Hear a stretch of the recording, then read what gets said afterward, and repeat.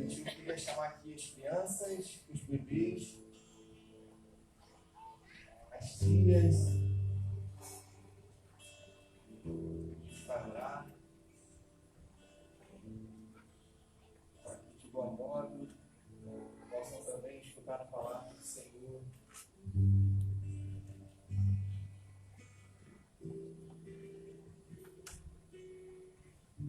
Vamos orar, curva a sua cabeça, interceda pela palavra que será ministrada, pelas crianças também. Oremos. Senhor, ó Pai, muito obrigado, Pai. Nós te agradecemos pelo privilégio de estarmos em Tua casa, Pai. Esse momento, Pai, em particular, em que vamos ouvir a Tua palavra, Senhor, rogamos, Senhor, por essas crianças, Senhor.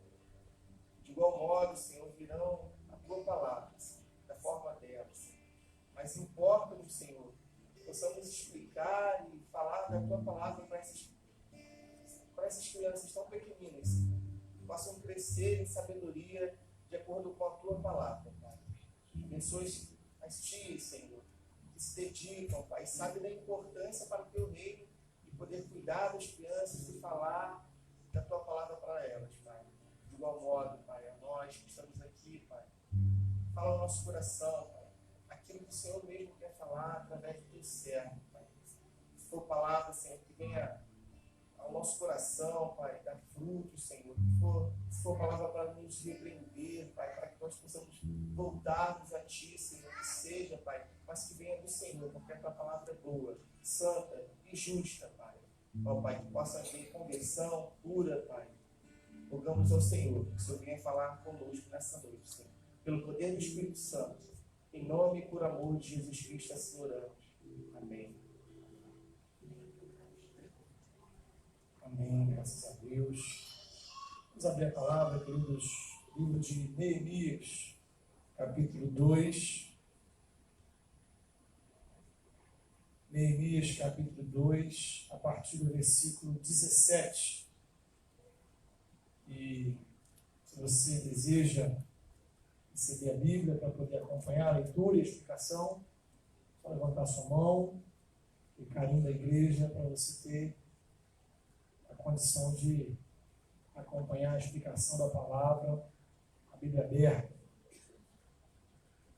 Neemias capítulo 2, a partir do verso 17. Mais alguém precisa de Bíblia? Amém. A palavra de Deus então nos diz assim: então lhes disse: estás vendo a miséria em que estamos, Jerusalém assolada e suas portas queimadas. Vinde, pois, reedifiquemos os muros de Jerusalém e deixemos de ser opróbrio. E lhes declarei como a boa mão do meu Deus estivera comigo e também as palavras que o rei me falara. Então disseram: disponhamos-nos e edifiquemos, e fortaleceram as mãos para a boa obra. Porém, Sambalate, o horonita, e Tobias, o servo amonita, e Gesem, o arábio, quando o souberam, zombaram de nós e nos desprezaram e disseram: que é isso que fazeis? Quereis rebelar-vos contra o rei? Então lhes respondi: o Deus dos céus é quem nos dará bom êxito. Nós, seus servos, nos disporemos e edificaremos. Vós, todavia, não tendes parte, nem direito, nem memorial em Jerusalém. Amém. Querido, você, em algum momento da sua vida, possivelmente, já se fez a seguinte pergunta, o seguinte questionamento: como recomeçar?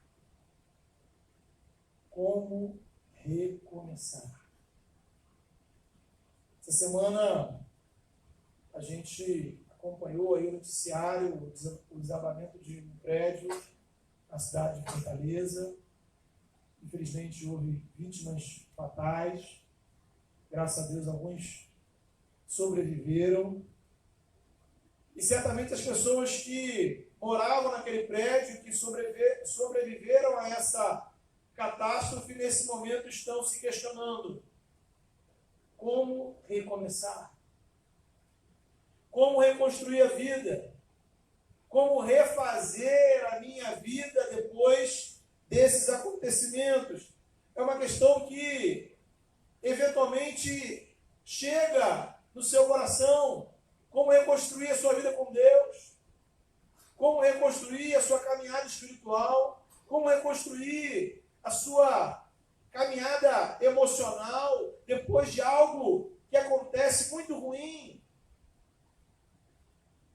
Em tudo isso, essa história, a história de Neemias, ela nos ajuda.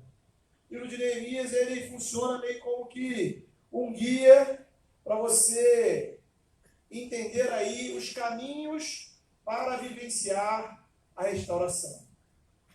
Isso envolve 4 passos, ou 4 aspectos que toda restauração precisa realizar.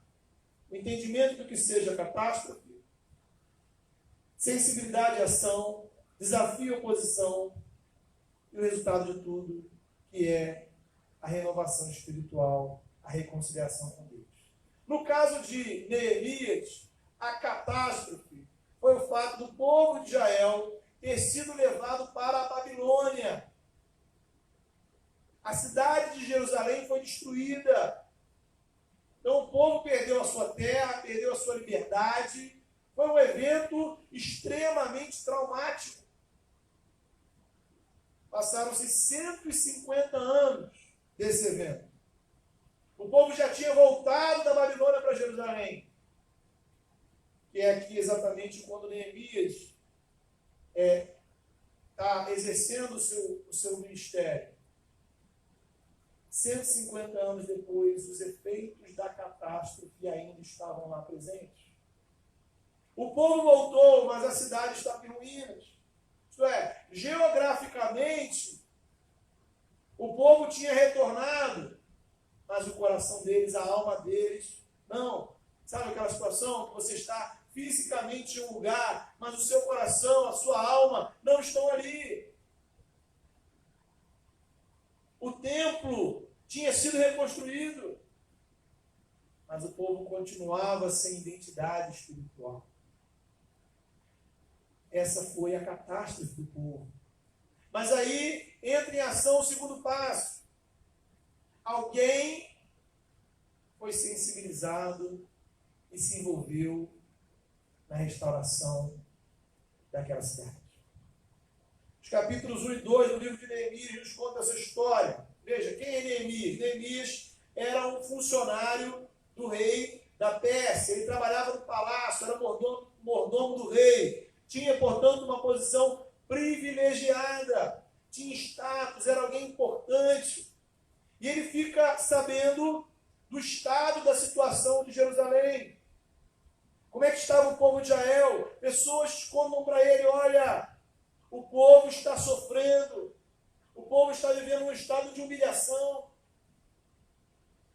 Ao receber aquela notícia, o texto diz que Neemias senta, chora, e passa dias lamentando, jejuando, orando acerca disso.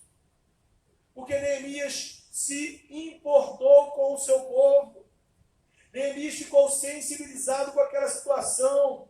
E isso levou a tomar uma decisão muito arriscada, muito séria. Ele resolve fazer um pedido ao rei da Pérsia.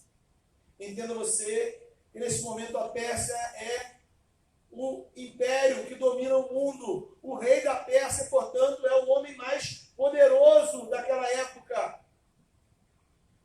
Neemias era um dos poucos que tinham acesso a ele. Só que ao mesmo tempo Neemias era apenas um copeiro. Ainda por cima, estrangeiro.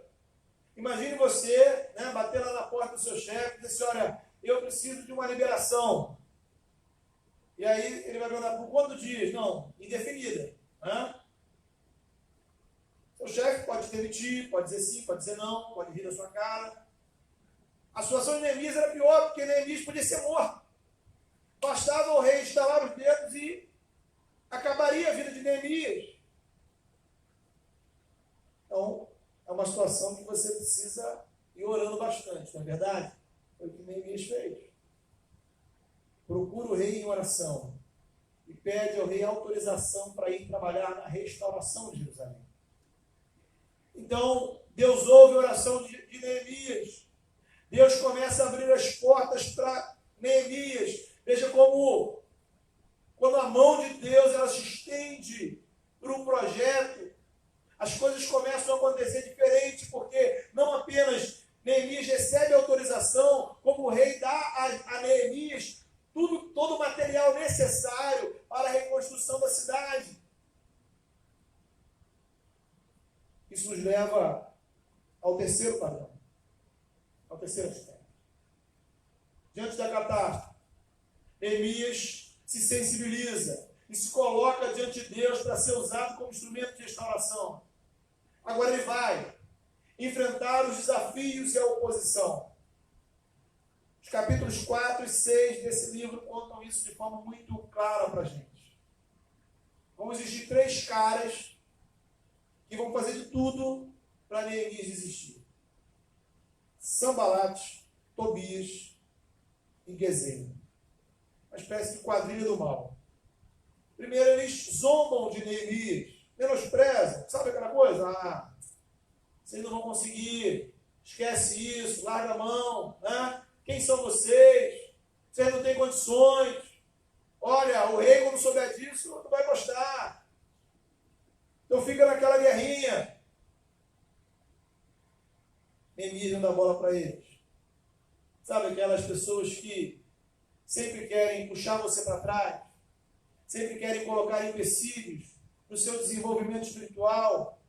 E aí, como Neemias não dá muita bola porque eles estão falando, eles partem para uma ação mais violenta, começam a sabotar a obra,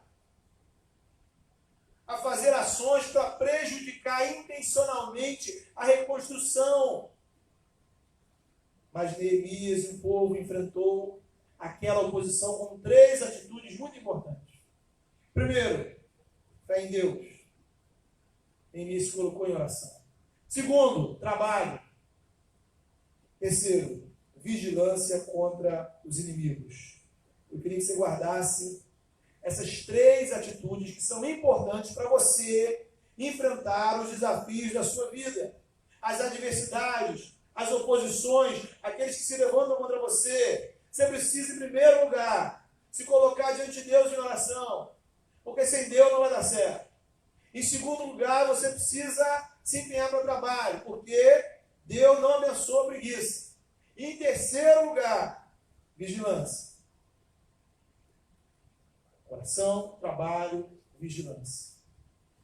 Porque o inimigo, os adversários, colocam ciladas no nosso caminho. Há uma frase espetacular lá no capítulo 6, versículo 9, quando diz assim: todos estavam tentando nos intimidar, diz Neemias. Eles pensavam assim: olha, eles serão enfraquecidos e não concluirão a obra. Então eu, Neemias diz, orei e pedi ao Senhor: Deus, fortalece agora as minhas mãos. Essa é uma frase que talvez você precise fazer. Diante da oposição, diante das dificuldades, Neemias não pediu a Deus: Deus, destrói meus inimigos. Neemias não pediu facilidade. Neemias pediu: Senhor, fortalece as minhas mãos. Fortalece as minhas mãos para a obra que eu preciso realizar. Após a catástrofe, a sensibilidade e o envio de Neemias, as dificuldades com a oposição, entra em cena o 4º aspecto, que é o aspecto da renovação espiritual. Lá no capítulo 8 e 9 do livro vai aparecer isso. Quando a obra de reconstrução foi concluída, o povo se reuniu num grande culto para ouvir a palavra de Deus. E o texto vai dizer que eles ouviram a leitura e a explicação da palavra e choravam. Eles choravam enquanto ouviam a palavra de Deus.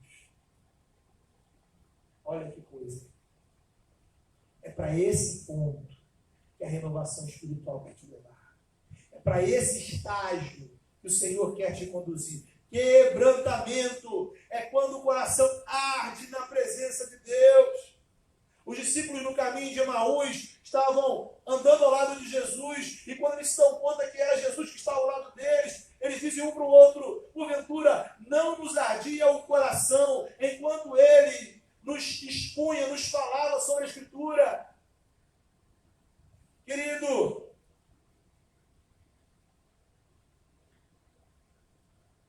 qual foi a última vez que o seu coração ardeu de alegria por servir o Senhor?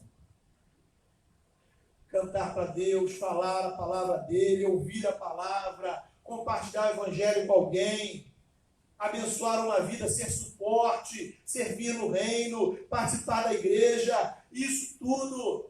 A restauração espiritual é quando você se emociona com isso, quando você se alegra com isso, quando isso te empolga, sabe, não é chorar de tristeza, é chorar de alegria, com a graça, com o privilégio de participar do reino. Algum dia você já sentiu essa empolgação com o reino de Deus? Se você já sentiu, é para lá que Deus quer que você volte.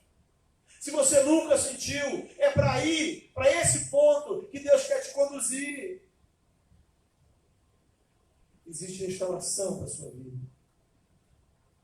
Existe uma obra de Deus, de transformação na sua vida.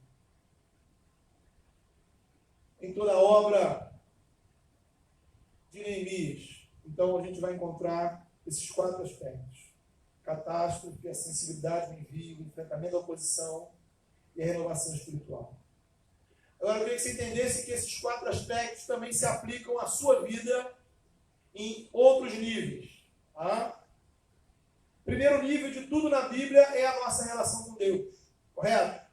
Então, quando a gente fala de relacionamento com Deus, não é difícil a gente identificar a catástrofe. A catástrofe, ela tem nome, sobrenome, CPF, RG. Pecado. Pecado.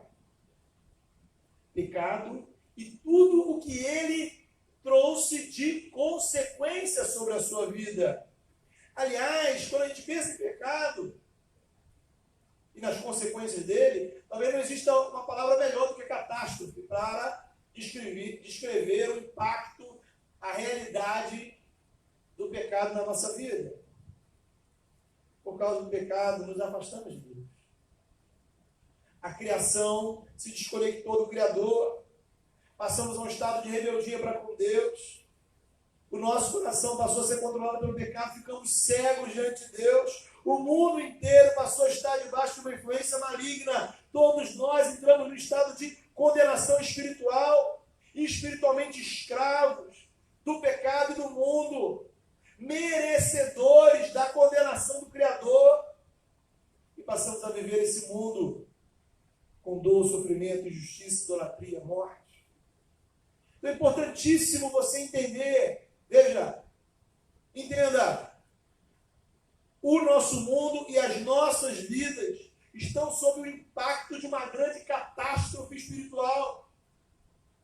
A casa caiu e muita gente continua vivendo debaixo dos escombros. Não era para ser assim. Nem a sua vida, nem esse mundo estão do jeito que Deus planejou. Mas, glória a Deus, existe resgate. Essa é a boa notícia do Evangelho. E aí vem o segundo aspecto da restauração. Alguém precisa se incomodar. Alguém precisa tomar iniciativa. O Evangelho é muito claro. Deus se importou com você. Deus se importou com o nosso sofrimento. Deus olhou com amor para esse mundo desconfigurado. Nós somos culpados da nossa catástrofe, mas por amor Ele se importou. Ele enviou o seu Filho para nos salvar. O Deus revelado na palavra, entenda bem, o Criador, o Senhor, não é um Deus que está no céu torcendo por você. Guarde isso no seu coração. Deus não torce por você.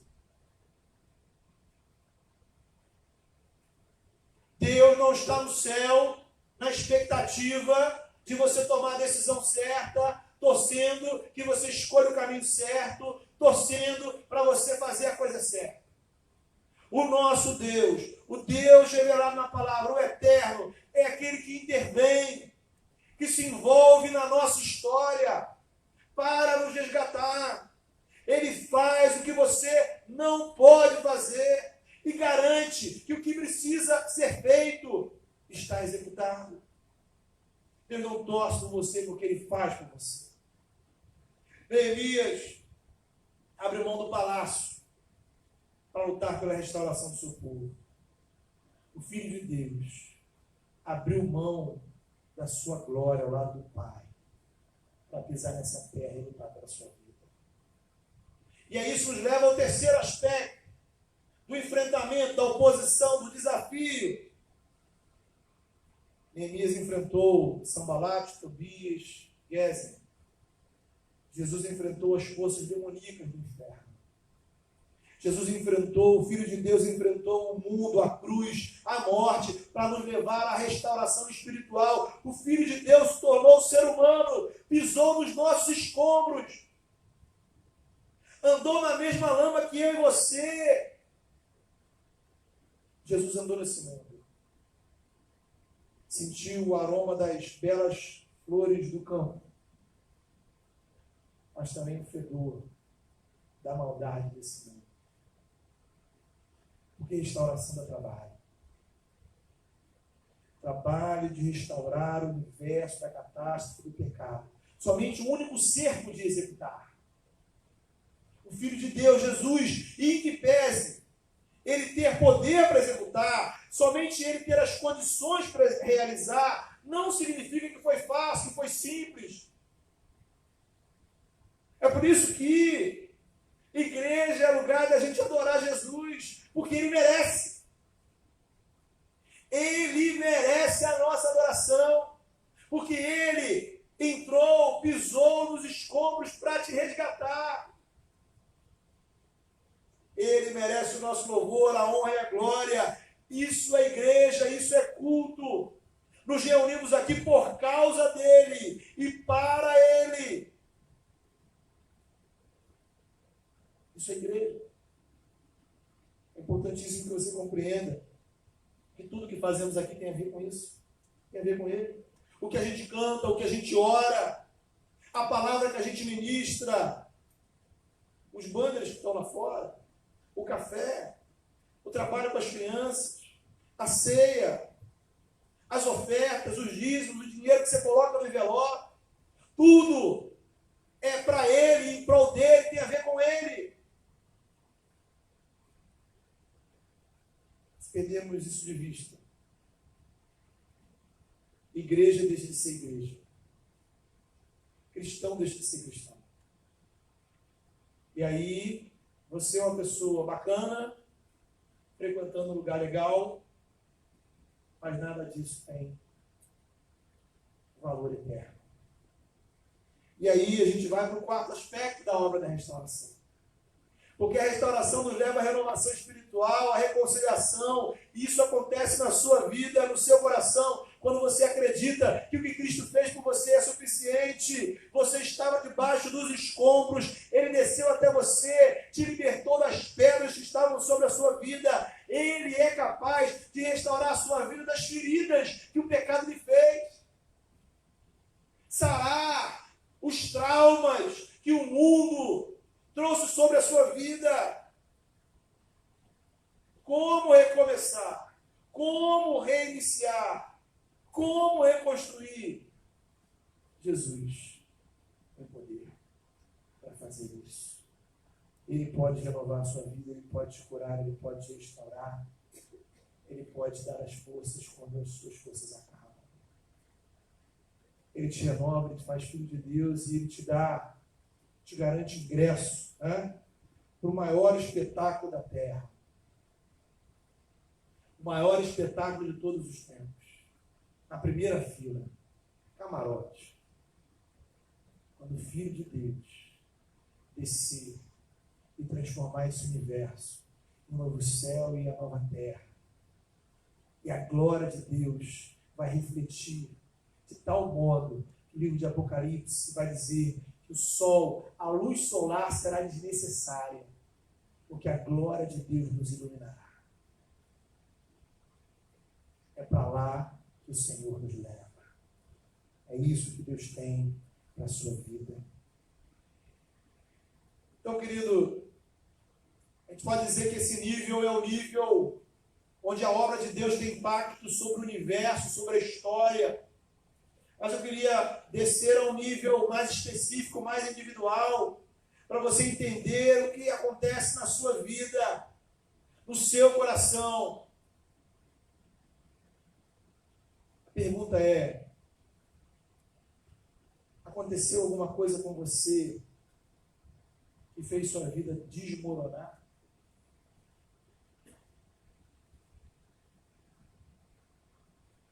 Houve algum evento, algum acontecimento? Mas talvez você pense bem, não. Eu te levo a uma outra pergunta. Qual é o estado da sua comunhão com Deus? Se você olhasse para o seu relacionamento com Deus, como você descreveria? Você descreveria como um prédio estável, firme? Ou você descreveria como um prédio desmoronado, com escombros espalhados por todo lado? Qual é a melhor descrição da sua espiritualidade? Às vezes, queridos, nós passamos por situações difíceis, catástrofes emocionais, familiares, espirituais, físicas, financeiras, ou mesmo sem uma razão aparente, você percebe que está longe de Deus, está longe da igreja, longe de práticas espirituais regulares, distante da oração, distante da palavra, distante da comunhão, distante de uma vida de santidade, de testemunho, de serviço. Ou seja, a sua comunhão com Deus está em ruínas. E hoje talvez Deus trouxe você aqui para fazer esse reconhecimento. Senhor, a minha vida está em ruínas. Eu preciso de restauração. É a primeira frase do nosso texto. Neemias vira para o povo: gente, olha, vamos assumir, nós estamos em miséria. Esse é o nosso estado, essa é a nossa condição. E aí entra o segundo aspecto. Quem é que vai se envolver nessa missão? Quem é que vai pôr a mão na sua vida, nos escombros da sua vida? Não olhe para o lado, é você mesmo. Deus vai enviar pessoas, Deus coloca pessoas no seu caminho, Deus coloca a igreja, mas a primeira pessoa, o primeiro passo a se tomar é você se importar com o seu estado espiritual.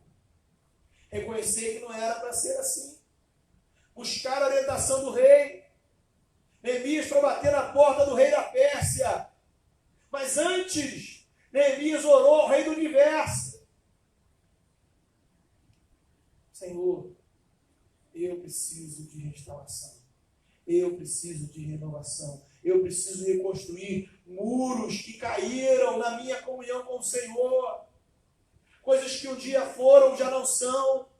Coisas que um dia existiram e foram destruídas por mim mesmo, pelo mundo, não interessa. Agora, entender que você deve ser responsável pela sua restauração não significa que você vai se envolver nessa missão sozinho.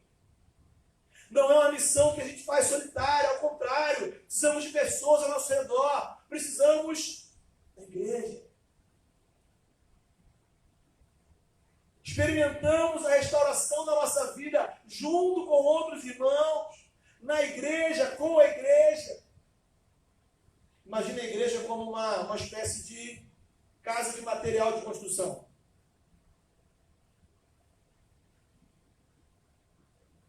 E aqui você vai encontrar o tijolo que você precisa, o cimento que você precisa, as pedras, a areia e tudo mais que você necessita para que a sua vida seja reconstruída.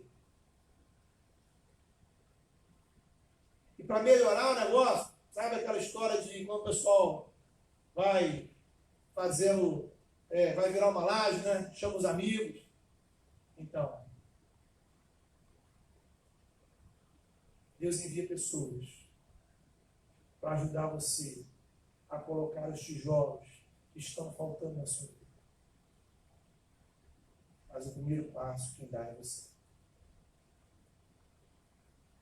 tentar reconstruir sozinho é uma missão fadada ao fracasso. Não é para ser sozinho, não é para ser solitário.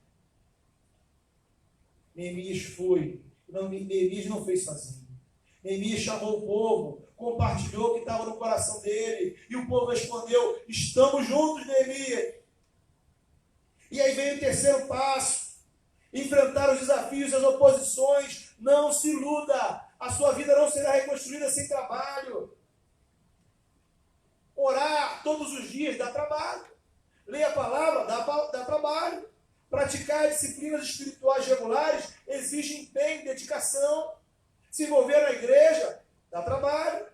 Tirar da minha vida manias, hábitos, vícios, costumes que não me edificam exige esforço. Sacrificar você mesmo, seus desejos, suas vontades.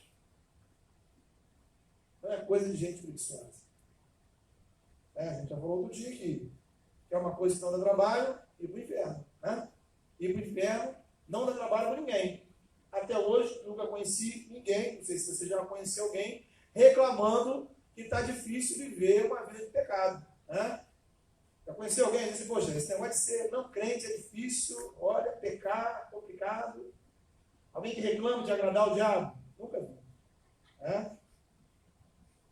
Mas cuidar da vida espiritual dá trabalho. Há uma canção que a gente canta que diz que vai valer a pena.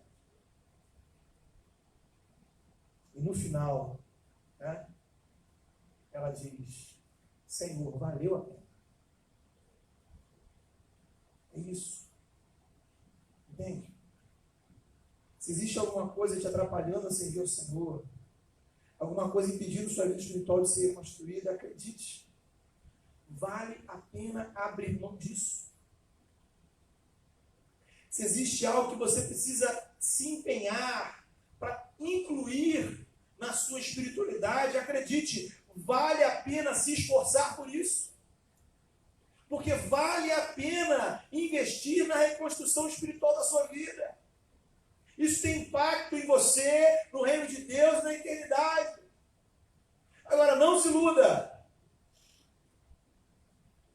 Tem gente torcendo contra você. Todo mundo tem o seu sambalate, o seu Tobias, o seu Gesem. É aquele que tenta te desanimar, puxar para trás, né? Aquele que diz: esquece esse negócio de vida com Deus. Isso não é para você não, você não vai conseguir esse negócio. Gente que tenta te sabotar. Gente que vai dizer a você que, pecado não importa. Não leve essas coisas tão a sério, de religião. Lembra que a gente falou quando Neemias enfrentou a oposição? 3 coisas que Neemias fez. Neemias orou, Neemias trabalhou, Neemias vigiou. E aí pode acrescentar um quarto aspecto: orar, trabalhar, vigiar e mandar essa gente para o inferno. Né? Porque são pessoas que não estão preocupadas nem interessadas com o seu crescimento espiritual. Não se iluda.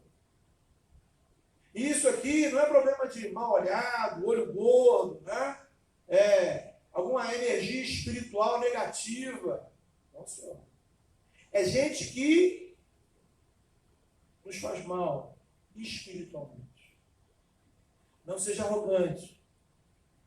Ninguém está imune a influências. Todos nós somos influenciáveis para o bem e para o mal. Você não é diferente. Então eu preciso trazer para a minha vida gente que vai me favorecer o crescimento espiritual. Eu preciso me aproximar de pessoas que vão me ajudar a colocar os tijolos que estão faltando na minha vida. Gente que vai pegar para virar massa, para que a minha espiritualidade, a minha comunhão com Deus esteja bem. Reconstrução não tem a ver com encontrar culpados. Não importa quem fez a sua vida ser desse jeito. Reconstrução tem a ver com assumir compromissos. E aí, a gente chega ao último aspecto. Aonde Deus quer te levar? A renovação espiritual. É para arder no coração. é para celebrar com o Rei, é para amar Jesus, é para vibrar com o Evangelho. É para lá, é para esse ponto que Deus quer conduzir sua vida. Meu querido, eu queria te convidar a orar nessa hora, a fechar os seus olhos e fazer uma leitura muito sincera, muito séria diante de Deus. Às vezes, a sua vida pode estar desabada espiritualmente, como aquele prédio. Não tem nada de pé. Talvez algumas partes da sua vida foram sendo destruídas ao longo do tempo. Hoje o Senhor te chama a restauração. Hoje o Senhor te chama a reconstrução.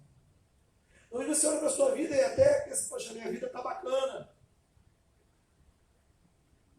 Talvez Deus queria usar você para se envolver na restauração de uma outra pessoa. Talvez existam pessoas ao seu redor que precisam ter a sua espiritualidade reconstruída. Vai dar trabalho, vai dar trabalho. Mas Deus te oferece tudo o que você precisa. Deus não vai torcer por você. Ele está envolvido diretamente nessa obra. Ele não é um espectador, ele é um participante. Fale com o Senhor. Senhor, em nome de Jesus. Obrigado, Senhor. Obrigado porque o Senhor nos dá a graça, Senhor, de ouvir a Tua palavra. E a Tua palavra, Senhor, ela renova o nosso coração. Pai, nessa hora há pessoas, ó Deus, ouvindo o Senhor, diante do Senhor, com corações, ó Deus, dilacerados, por coisas, ó Pai, que fizeram a si mesmos, coisas que outros fizeram. Mas, ó Pai, nós estamos aqui para encontrar culpados, Deus, mas para buscar no Senhor a restauração. Tua palavra diz, ó Pai, que o Senhor é o Deus que faz novas todas as coisas. O mundo está aí para nos destruir. E o Senhor, ó Pai, é aquele que tem poder para reconstruir. Somos vasos, ó Pai, que se estragam nas Tuas mãos, ó Pai. Mas glorificado seja o Teu nome, ó Pai, porque estamos em Tuas mãos. Pedimos, ó Deus, em nome de Jesus, vem reconstruir, vem restaurar aquilo que na nossa vida, Senhor, ficou caído pelo pecado, pelos problemas da vida. Coisas, ó Pai, que foram sendo deixadas de lado. Deus, ó Pai, venha fortalecer as nossas mãos, ó Pai, para nos empenharmos nessa obra, Senhor. A obra, Senhor, da restauração da nossa própria espiritualidade, da nossa comunhão com o Senhor. A restauração, Senhor, da nossa alegria de servir ao Senhor. A restauração, Senhor, de uma vida de santidade. A restauração de uma vida envolvida no Teu reino. A restauração de uma vida missionária. A restauração de uma vida, Senhor, generosa para o Senhor. De uma vida que se importa. A restauração de uma vida que vibra com o Teu amor, com a Tua graça, Senhor. Senhor, em nome de Jesus, no poder, ó Pai, que há no nome de Jesus, no poder da ação do Espírito Santo, ministra a restauração hoje, Senhor.